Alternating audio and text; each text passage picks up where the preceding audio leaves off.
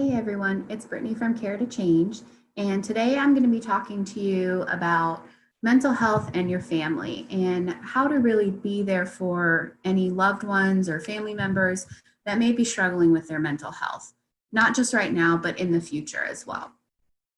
So one of the first things to kind of be aware of is any signs or symptoms. How can I tell that my family member is struggling? And, what are some things that I can do as well to be there and be supportive for them? So some signs and symptoms. So what we're really looking for is maybe just a behavior change that you're noticing. Are they having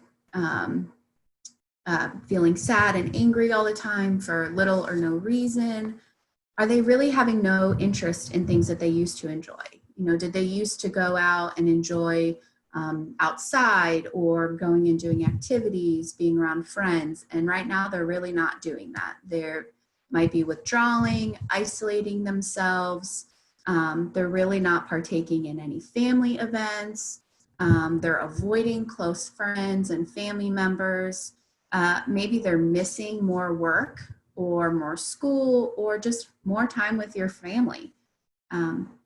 Some other behavior changes that we might be noticing are maybe that they're not sleeping as well. Maybe they're up a lot. They could be having insomnia, trouble falling asleep or staying asleep. Also eating habits.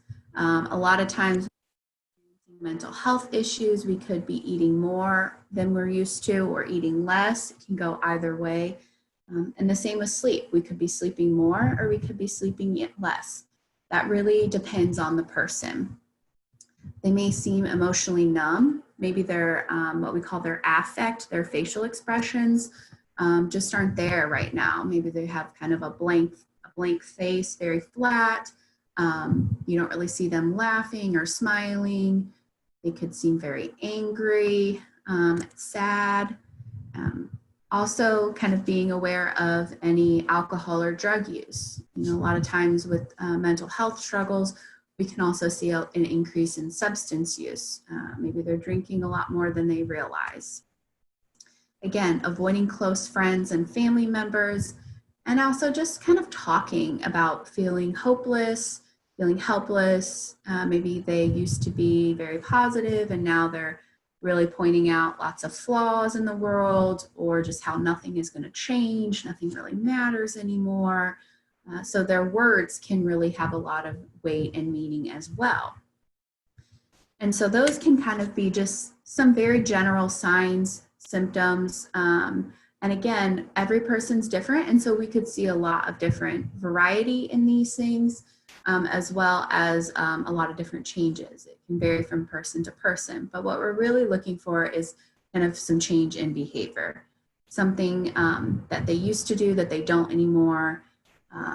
Maybe you're noticing those changes in your family member. And so how can you help? Let's say that you notice these changes and you're not quite sure what to do. There still is a big stigma with mental health, what to say, making sure I say it the right way. And so what can you do as the family member to kind of help your loved ones? So the first thing is just do some education for yourself. Look up online, learn different signs and symptoms, type in what you're seeing and see what comes up, educate yourself on the mental health struggle of your loved one. Learn more about treatment, how it works, any side effects, and also what to look for if you're noticing improvements. You may see lots of different progress over the course of treatment, but you could also see some lows too. And so being aware of a typical course in treatment. So education is really the first thing that you can do to kind of help yourself and your family member. Learning about the mental health, learning about depression, learning about anxiety, whatever it is that family member is struggling with, you being aware of what to look for and, what it is, what mental health is, and, what depression is. Another thing is encouraging treatment, offering to, help them make that first time appointment or going to that appointment if they feel comfortable, driving them to that first appointment and waiting in the car if they don't feel comfortable coming in. The first step, and usually the hardest step, is asking for treatment, seeking help. And so as much as you can, trying to be there with them during those first steps. If they don't have a therapist or a psychiatrist, then going to a primary care doctor with them, talking with their doctor, letting their doctor know what you're seeing at home, writing down any notes for you and that family member. So if you guys are having questions, things that you're unsure of, writing down those things and giving them to the healthcare provider, giving them to that primary care doctor. Because a lot of times when we get into those appointments, we go blank and we forget some very important information. And so anytime that you can write those things down and give them to the doctor, you're less likely to forget because you took the time to do it beforehand. And so again, kind of accompanying that person as much as they're allowing you to be involved. And so that can be another thing to really help them through this time. Another thing that you can do is still include them in your plans. So one of the signs that we talked about a few minutes ago was that they may not come to events. They may not come to family gatherings or social events that you may have because their symptoms could be isolating them. So even though that's happening, still encouraging them to come, still asking them to come. Just because they've said no before, don't withdraw an invitation and don't not invite them. Continue to invite them to those family events, to those social events, without being overbearing. So even if your family member resists the invitations, still please continue to invite them, because you never know, that one time that you invite them, they may come. Maybe their symptoms are improving, but inviting them lets them know that you still continue to care about them, you want them to be involved, and you want them to be there. The next thing is not assuming what the person needs, that you know what they need. And so at this time, really just ask them how you can be helpful. How can I be there for you? And really sit and listen. Sit and talk with them without you having an agenda. Be there, be present, validate them, let them know that you understand they're going through a hard time, and ask them how you can help them during this time. And listen carefully to their responses. Again, validate their concerns and feelings related to talking about their struggles and seeking help. It can be a hard step to ask for help. And so really just being there and being present and validating their fears, any concerns that they have of seeking help. Providing emotional support, being there. Family members play a very important role in that support system. One of the questions that we always ask in our intakes is, what support do you have?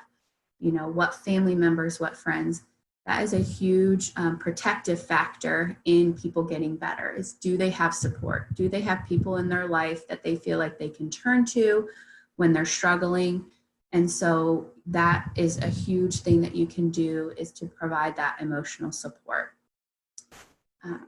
A lot of times I hear people say, my family doesn't understand, my family doesn't know what I'm going through. And so again, being emotionally supportive, validating their concerns, helping them not feel so alone and ashamed. And also, they are not to blame for their illness, but they may feel like they are, which is why they're isolating, why they're not talking. And so help encourage hope, help encourage treatment and support, and just be there for them. Another thing is to help promote a healthy lifestyle. So again, some of the signs and symptoms that I talked about a few minutes ago was, maybe some alcohol use or other drugs, not sleeping, not eating. And so really encouraging just healthy choices as best and as gently as you can. Going for a walk with them, being active, going and doing an activity, making healthy food choices, and encouraging them that way. Because a lot of times those things, lack of sleep, lack of good food choices, and lack of exercise, can make you feel even more ashamed and isolated. And so if you're making those choices, that's another good step in helping them get through whatever struggles they may be feeling. Some things of not to do. Criticize, blame, or raise your voice. I think I said a few minutes ago that, a lot of times I hear from people, my family just doesn't understand. They don't know what I'm going through. And part of it is that person feeling comfortable talking to them, but also it could be the feedback they're getting from their family. Maybe the family could be unintentionally criticizing them or blaming them for their mental health struggles. And so that's why validating and just sitting and listening is really the best response. Kind of open that space up for that person to feel comfortable talking about what they're experiencing without you having an agenda and without you saying anything. That makes people feel comfortable and not feeling like they're being criticized or blamed for their mental health struggles. Another thing, talking too much or too rapidly or too loudly. Silence and pauses are okay. We use that a lot in therapy, is just kind of allowing the space to be open. In silences, people are processing information and they're thinking about what you're talking about. And so it's okay for things to be silent and allowing that space to be open. Pauses are okay. Showing hostility towards them. Again, kind of not blaming them, not being angry at them for their mental health concerns. It takes a lot for somebody to feel comfortable asking for help. And then imagine you ask for help and you're met with anger and resentment and kind of all of those types of hostile emotions. That makes you less likely to ask for help next time. And so as much as you can, try to just listen, be understanding, not be hostile, not show blame or criticizing, and just allowing that person to speak without judgment. Again, assuming that you understand what they're going through. And so, again, sometimes the best response is taking a back seat and not assuming that allow them to tell you what they're going through, to talk about it. Not being sarcastic or making jokes about their condition. I think a lot of times we can hear a lot of sarcasm related to mental health struggles. And so that, if a person is feeling like they're wanting to come to you and open up to you, now would not be a good time to make a joke because they're feeling vulnerable and we want to encourage them to continue to talk to you. And so being very open and honest with them, validating them without making jokes or making them feel criticized. Also not patronizing them or saying anything condescending. Sometimes we might say things that we think are going to be taken well, but the other person may not take it very well. Some phrases like, it's okay, you can just snap out of it, or, just get out and do activities, or just pray more. Those are all things that can really make someone feel invalidated and make them feel like their symptoms are just everyday symptoms. And so just really trying to not use those kind of typical terms and just saying, you know what, I'm sorry that you're going through this. How can I be there for you? How can I be helpful for you? A lot of open-ended questions can be very helpful. Asking them, leaving it in their lap and allowing them to let you know how you can be helpful to them during this time. There's a lot of resources out there for family members because, again, having support is a protective factor for that person. And so our website, caretochange.org, has a lot of great information for family members, how they can be supportive, how they can be there for their loved ones. Also, the National Institute of Mental Health, they offer support groups for family members, how to be there appropriately without enabling.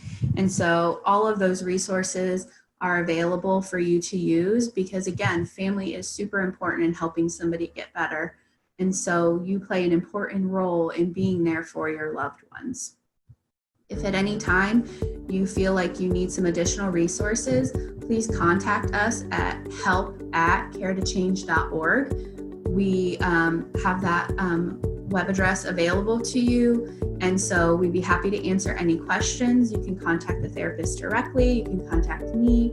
And just know that we're here for you as well. And so if you have questions or you have concerns or you just want to know a little bit more, please don't hesitate to reach out to us. We're here to help you and your family get through the struggles that you may be experiencing, not just now, but also in the future.